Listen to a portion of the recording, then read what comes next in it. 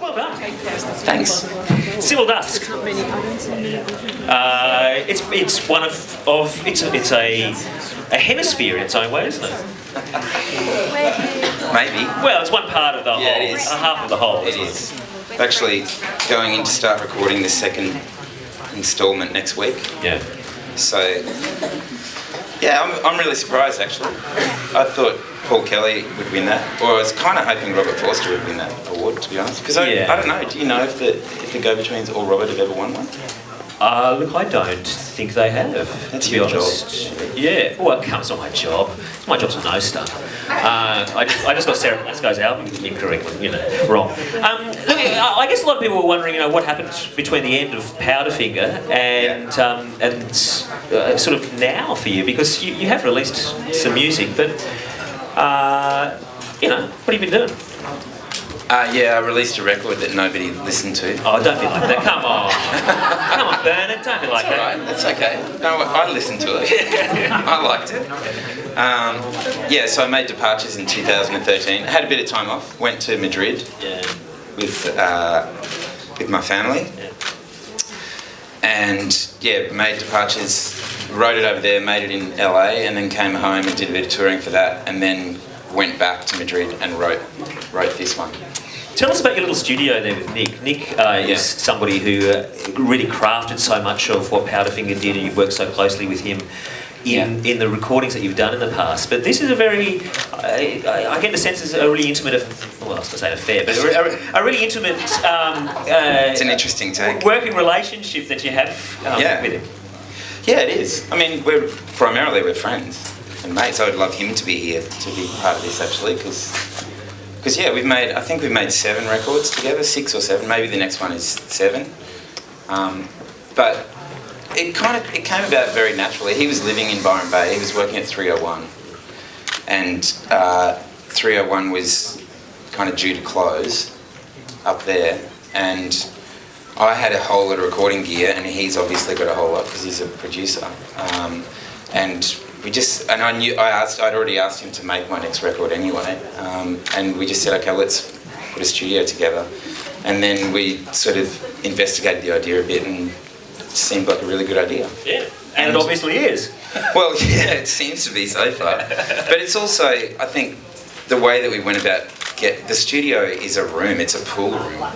It's not like a normal recording studio. If you listen closely enough to Civil Dusk, you can hear chimes in the background and the roof clicking, and it's not really that kind of perfect audio environment, and that was part of the idea. It's the vibe, man. Yeah, it's the vibe. But no, I mean that's part of it, and because and Nick especially has made hundreds of records and cooped up in a room like this where there's no light, and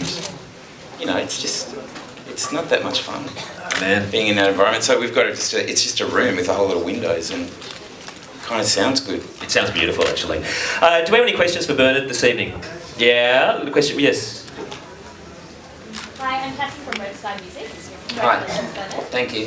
Given it's the 30th anniversary, was there ever the thought of Powderfinger getting back together to play this award ceremony? No. Were you asked? Not that I know of. No, I don't think so. No. Who's getting the Powderfinger mail then?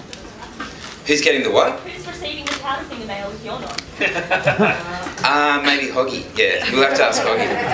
I don't think that was. I think ARIA know that that's not a very realistic proposition. So they probably just didn't waste their breath. Never going to happen, Bernard. Oh, fuck, Robbie. Well, who knows? Oh, that's a bit of movement from a few years ago. I like that. All right. Any other questions for Bernard? Come on, they're the cream of Australia's music press and gardening press. We have a gnome over there. Hello. Hello.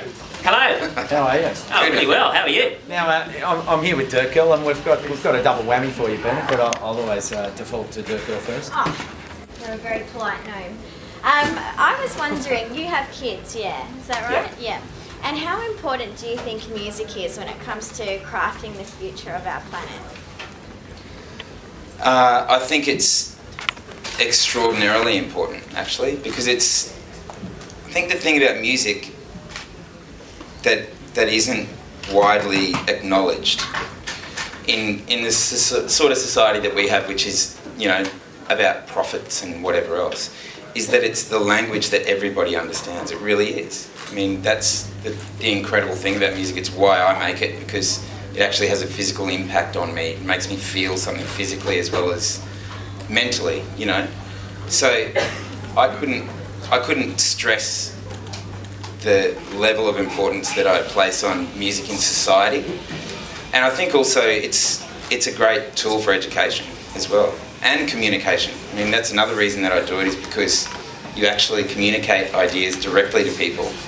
And that's in the kind of media-driven soundbite bullshit society that we live in. It's so uncommon that something speaks really directly to you, you know. It's always this merely mouthed kind of version of what best suits the person that's saying it, rather than the actual, it's truthiness. Yeah. That's what it is, you know. Yeah. So do you spend a lot of time in nature, in gardens, and of course, do you compost? Yes. And yes. Yes, and yes. We live actually right on the edge of a national park. We're really lucky to do that, so it's incredible. And I've just started, we've just moved into a new house in the last 6 months. I haven't actually been there that much, but the garden is a big priority for me, so I'm pretty up for it. Do you want to come and help out? If you need a gnome, I'm there. Cool, man. Thanks.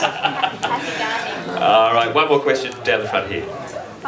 Ben Lee's here tonight. I know you guys have kissed and made up, but is it still awkward seeing each other after the kind of words were exchanged years ago? No. Have you spoken tonight at all? Yeah, I saw him this afternoon. What did you say? We just had a normal conversation. Yeah. I didn't use the C word at any stage.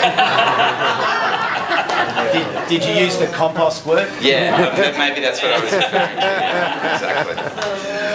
All right, ladies and gentlemen, what a great sport. Bernard Fanning!